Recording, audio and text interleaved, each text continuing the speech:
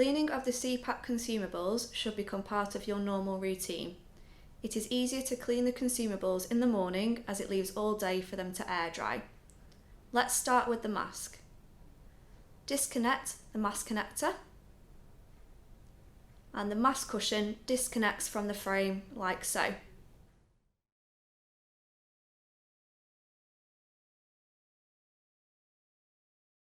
The mask cushion should be cleaned daily, and the headgear and frame should be cleaned weekly, both with green washing up liquid mixed with warm water. The tube should be cleaned weekly. Pour a jug of washing up liquid mixed with warm water into one end of the tube.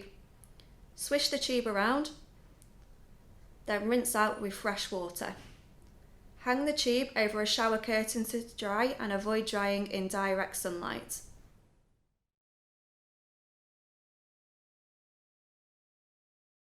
When using the humidifier chamber, lift the catch, empty the contents of the chamber every morning, and remove the seal and leave to air dry.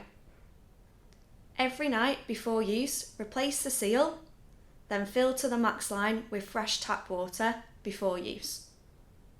The humidifier chamber should be cleaned weekly, again with washing up liquid mixed with warm water.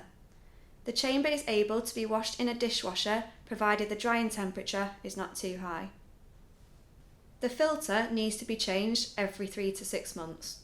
The filter is located on the left-hand side of the CPAP behind the vented filter cover. Flick the filter cover down, remove the current filter, dispose and replace with a fresh filter. Lift the catch back up to finish.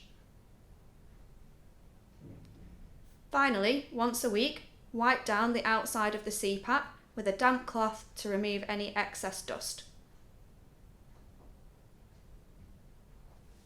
The consumables will last 12 months if they are cleaned routinely as per the previous guidance. As a sleep service, we can provide new consumables every 12 months.